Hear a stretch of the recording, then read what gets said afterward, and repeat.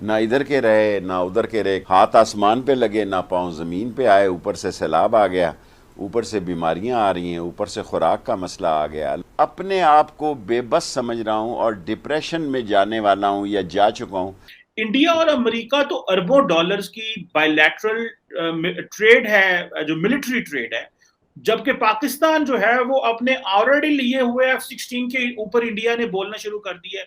ये इंडिया इतना बोलता है तारड़ साहब, ये पाकिस्तानी लीडर क्यों नहीं बोलते जब इंडिया को इतने लंबे चौड़े वेपन्स मिल रहे होते हैं? इसकी क्या वजह है? और जरा हमें ये थोड़ा सा बैकग्राउंड भी बताएं और थोड़ा सा हमें गाइड करें सर।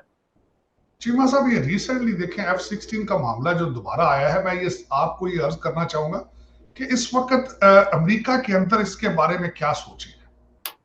एक तो ये है कि आपने पूछा है कि पाकिस्तानी लीडरशिप क्यों नहीं बोलती। पाकिस्तानी लीडरशिप अपने जलसों से और अमर बिन मारूफ से कुछ उनकी जान छूटे, तोशाखाना से आगे बढ़े और गोगी से अपना आगे चले तो फिर ये चीजें आती है ना। फॉरेन पॉलिसी तो उनके रेडार पर ही नहीं है, बल्कि अफसोस तरीन एक इंसानियत का अलमिया है सैलाब, लेकिन वो हर शहर के अंदर कॉन्सर्ट कर रहे हैं। ये तो एक F-16 या फॉरेन पॉलिसी तो इज अबव देयर पे ग्रेड।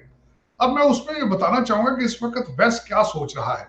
सबसे पहले तो जो अमेरिका ने F-16 के हवाले से जो चीज दी है, उस पर जो भारत के तहफुजात थे, मैं समझता हूं कि जरा नोट कीजिए। और बिलखसूस एक टाइम आपने जेन में रखना है कि भारत अब भी अपना सबसे ज्यादा असला रशिया से ले रहा है, लेकिन अमेरिका को उन्होंने इस तरीके से मैस्मराइज कर रखा है कि उन्हें एतराज था कि उन्हें पेशगी नोटिस क्यों नहीं दिया गया इस कॉन्ट्रैक्ट करने से पहले। एक तो ये बात है कि वो चाहते थे कि अमेरिका उनसे पूछ के देता। दूसरा, उसके बारे में जो मैं बात बिलखसूस जो बताना चाहूंगा कि आजकल डोनाल्ड लू जो है वो भारत के दौरे में है क्वाड के सीनियर अफसरान के साथ। ये वही डोनाल्ड लू है जिसको खान साहब ने एक मुतनाजिया शख्सियत बना दिया है। अब उसमें तीसरी बात मैं बताना चाहूंगा कि वो F-16 का जो दे रहे हैं चीजें, उसमें अमेरिका ने भारत को बताया है कि हम कोई भी नई चीज ऐसी नहीं दे रहे जो आपके लिए खतरनाक हो। हम सिर्फ सिस्टम को अपग्रेड करेंगे, लेकिन विल मेक श्योर कि वहां खित्ते में पाकिस्तान के पास ऐसी चीज ना चली जाए जो भारत के खिलाफ offensive as a offensive use की जा सके। ये क्लैरिफिकेशन दी है अमेरिका ने। हमारा मीडिया है वो जाहिर है, क्योंकि अमेरिका के अंदर भारत की लॉबी बहुत स्ट्रांग है और मीडिया बार बार उस भारत की लॉबी को क्लैरिफिकेशन देता नजर आ रहा है।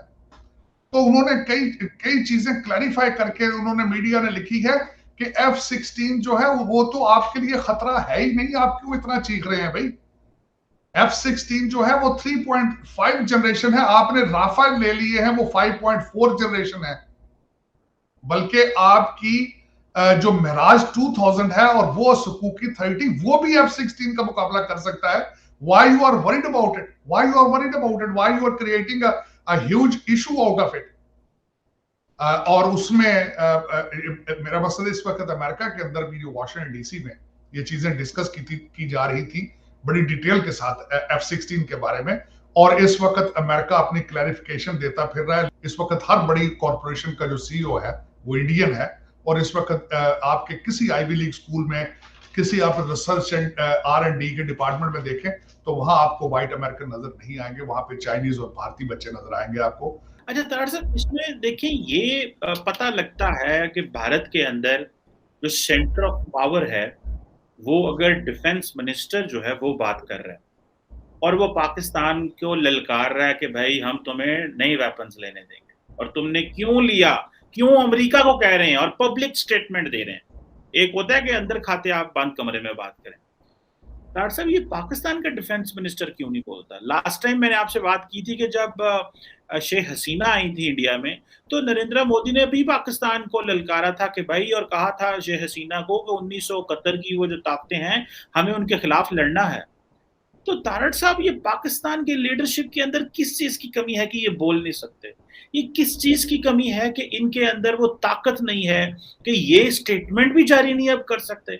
आज शहबाज शरीफ साहब कह रहे थे कि जब मैं फोन करता हूँ अपने अरब ममालिक या दोस्त ममालिक मुल्कों में तो वो उनको डर होता है ये पैसे ना मांग लें हमसे। तो तार साहब क्या ये इस इकोनॉमिक्स कंडीशन ने लीडरशिप का मोरल डाउन कर दिया है? मतलब बात भी नहीं कर सकते, इंडिया अरबों डॉलर के ले रहा है और हमारा डिफेंस मिनिस्टर का किसी को नाम भी नहीं पता, और हमारा वजीर आजम भी जवाब नहीं, कोई बंदा इंडिया को जवाब देने को तैयार नहीं है। स्टेटमेंट ही दे दो भाई, कोई तुसा कोई गंडासा फाड़ के हथी तो नहीं पाया जाना उन्होंने, स्टेटमेंट ही दे दो एटलीस्ट। पाकिस्तान का आपका जो डिफेंस मिनिस्टर होता है फैडल, वहां पे पर्सनैलिटीज को पार्क किया जाता है कि शर्मिंदगी के अलावा कुछ भी नहीं। और पाकिस्तान का आप कह रहे हैं कि F-16 का इन्होंने क्या करना है? जब विल ही ना हो, हथियारों से जंगे नहीं होती चीमा साहब, हथियारों से जंगे नहीं होती, जंगे होती हैं विल पावर के साथ, विल के साथ, नेशनलिज्म के साथ। F-16 का क्या करना है जब आपके पास उड़ाने की विल ना हो, या आपने मारने की विल ना हो, आपको पता ही ना हो कि पाकिस्तान क्या है। दो सूबे तो अटैक करने को फिर रहे हैं इस्लामाबाद पर, आपने F-16 का क्या करना है? आपको तो चाहिए नहीं F-16। ये तो भारत को पता चलता जा रहा है। बिल्कुल आप you are very easy to predict now, you are money hungry people, you are corrupt.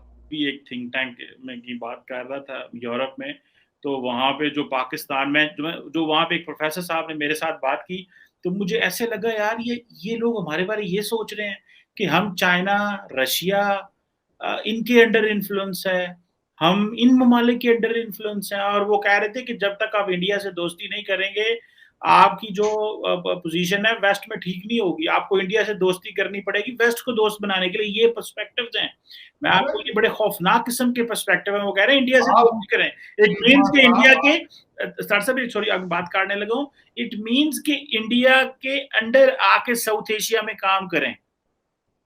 बिल्कुल।